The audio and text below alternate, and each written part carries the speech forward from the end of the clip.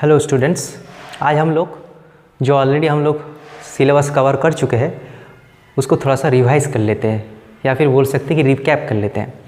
तो term test 1 में जो 4 चैप्टर्स है, unit and measurement, motion in straight line, motion in plane and law of motion, और एक चैप्टर है फिजिकल वर्ल्ड, वो मतलब बहुत ईजी है, घर में पढ़ सकते हो।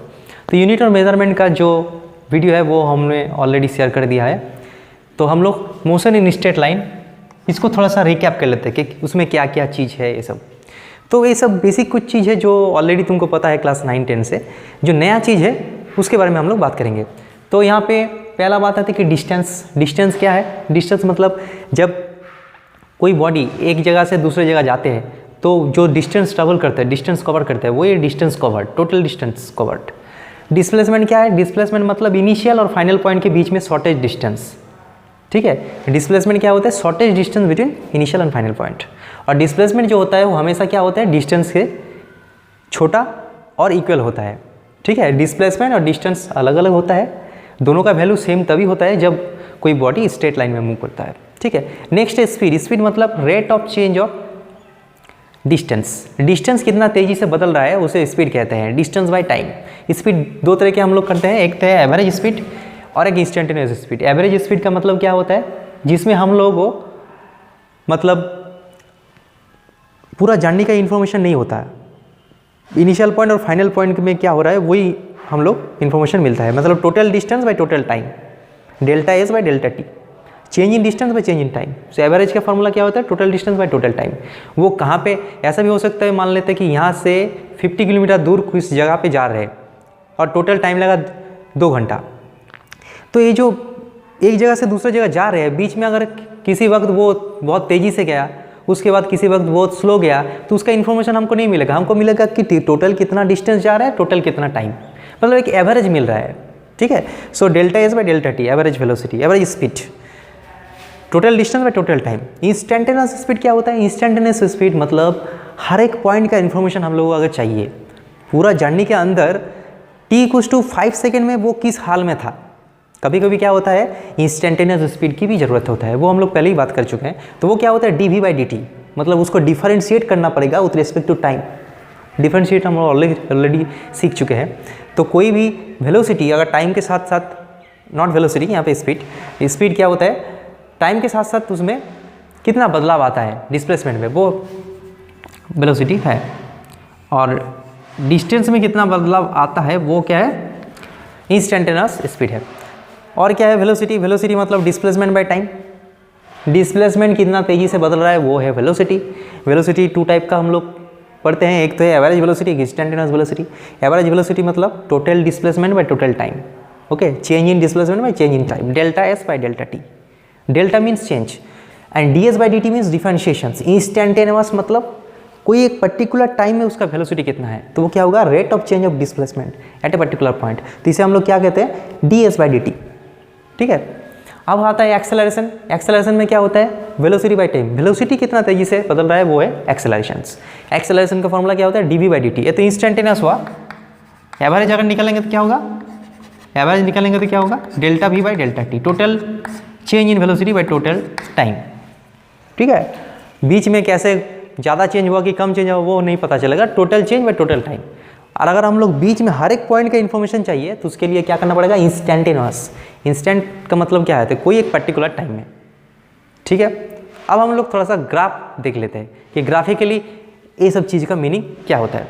तो ग्राफ में जो डेफिनेशन हम लोग पढ़ चुके हैं उसका मीनिंग क्या होता है वो देख लेते हैं।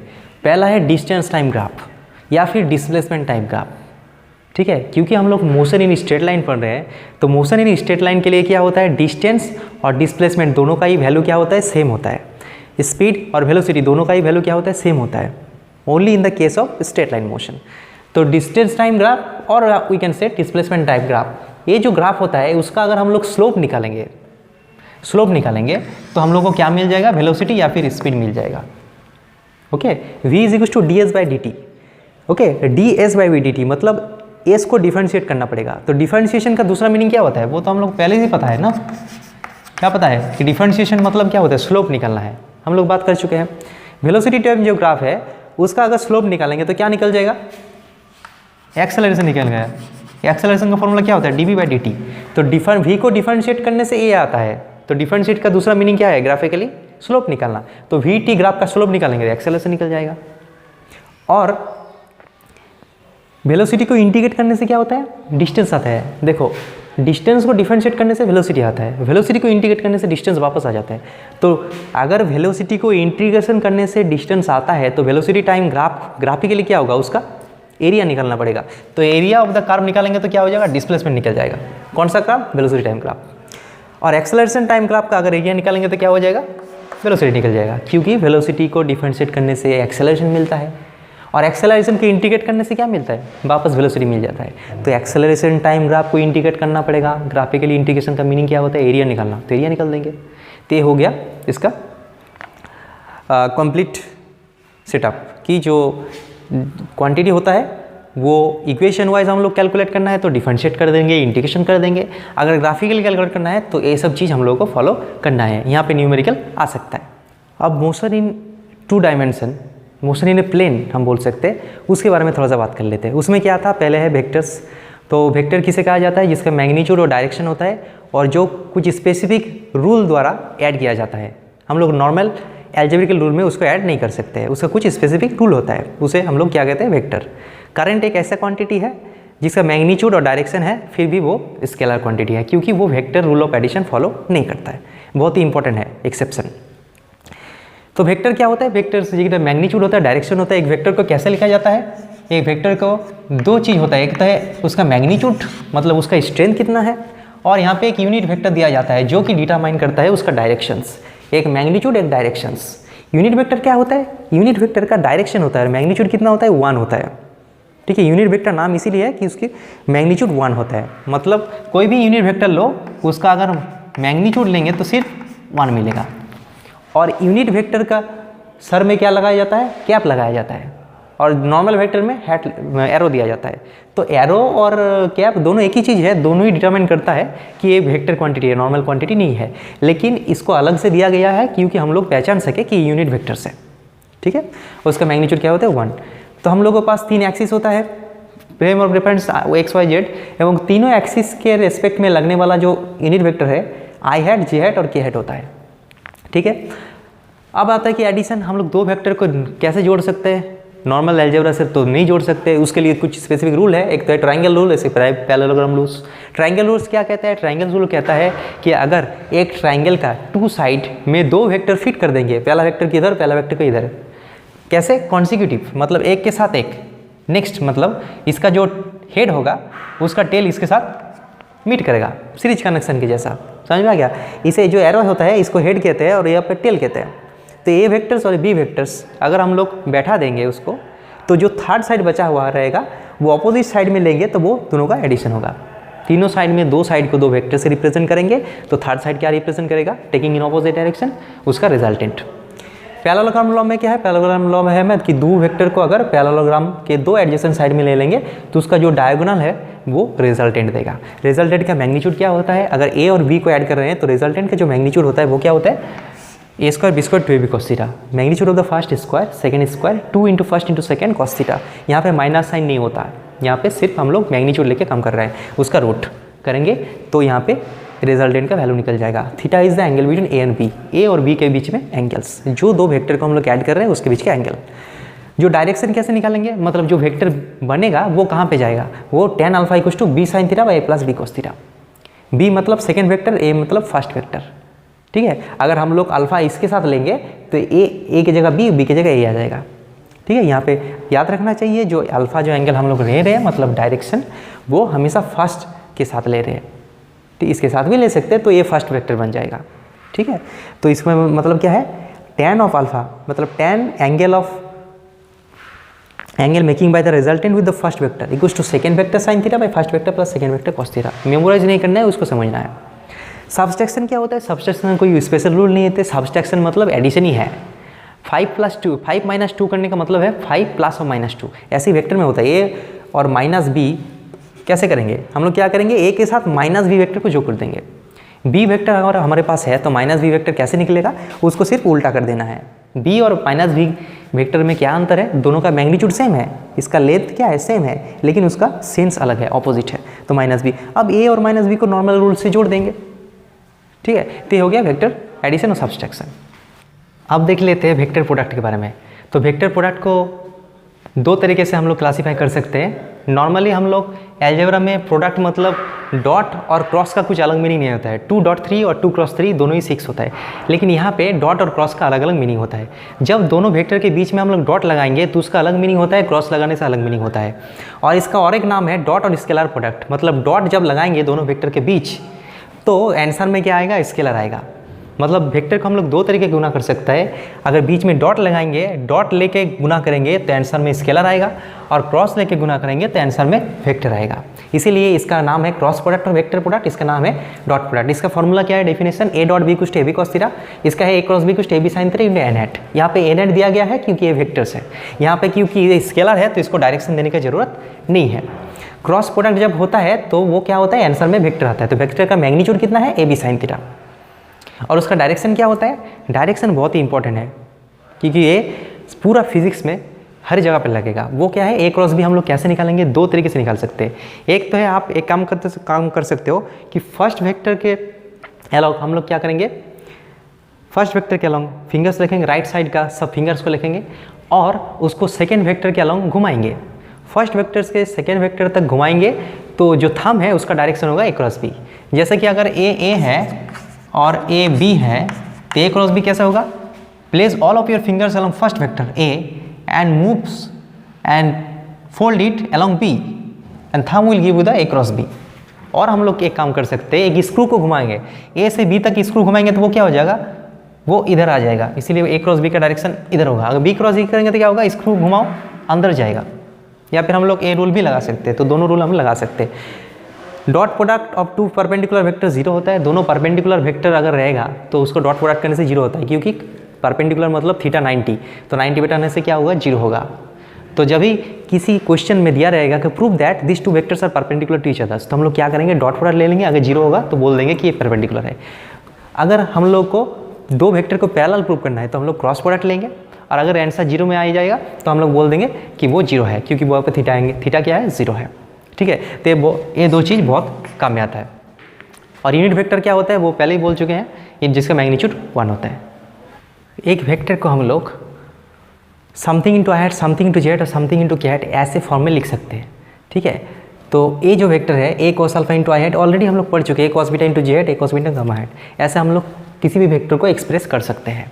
और वेक्टर का और एक यूनिट प्रॉपर्टी है कि वो हम लोग कंपोनेंट वाइज डिवाइड कर सकते हैं। मतलब ये जो वेक्टर है हम लोग लिख सकते हैं कि this is the sum of this vector, this vector, this vector, तीनों वेक्टर मिला के ये वेक्टर बना है। 2 डायमेंशन में हम लोग कर सकते हैं कि अगर हमारे पास ए वेक्टर है और थीटा एंगल बनाया है तो इसके अलॉन्ग जो कंपोनेंट रहेगा वो रहेगा ए कॉस थीटा और इसके अलॉन्ग रहेगा ए साइन थीटा। ये बहुत ही इंपॉर्टेंट चीज़ है, किसी भी वेक्टर का हम लोग उसको टुकड़ा टुकड़ा कर सकते हैं, इधर एक वेक्टर, इधर एक वेक्टर। ठीक है, और वो बाद में क्या होता है, बहुत काम में आता है। ये बहुत ही इंपॉर्टेंट चीज़ है। अर्थ के सरफेस के नियर में अगर कोई बॉडी को फेंका जाएगा तो उसका मोशन ऐसा होगा, इसे 2 डायमेंशन मोशन अंडर ग्रेविटी। तो इसमें क्या होता है, इसमें इसका कई सारा चीज़ है। एक तो है एंगल ऑफ प्रोजेक्शन, कितना एंगल में प्रोजेक्ट किया गया है, कितना वेलोसिटी में प्रोजेक्ट किया गया है, वो है वेलोसिटी ऑफ प्रोजेक्शन। जितना देर हवा में रहता है वो है टाइम ऑफ प्रोजेक्शन, और यहाँ से लेकर जहाँ तक गिरेगा इन दोनों का बीच का जो डिस्टेंस है वो है रेंज। ठीक है, तो इसका अलग अलग फार्मूला है, फार्मूला हम लोग यूज़ नहीं करना है, हम लोग फार्मूला मेमोराइज नहीं करेंगे। हम लोग क्या करेंगे, इसको 2 कंपोनेंट में डिवाइड कर देंगे, एक यू कॉस थीटा और एक you sine theta. And requirement के हिसाब से हम लोग क्या करेंगे, कोऑर्डिनेट डिसाइड करेंगे। इसका कोऑर्डिनेट क्या है 0,0, इसका कोऑर्डिनेट क्या है r,0 और इसका कोऑर्डिनेट कुछ होगा r/2,h, ऐसा कुछ होगा। तो मतलब हम लोग रिक्वायरमेंट के हिसाब से क्या करेंगे, कोऑर्डिनेट लिखेंगे इनिशियल और फाइनल पॉइंट के बीच में, और वही जो स्ट्रेट लाइन वाला फॉर्मूला है वही लगाएंगे। v = u + at, s = ut + ½ a² and v² = u² + 2s along a particular axis.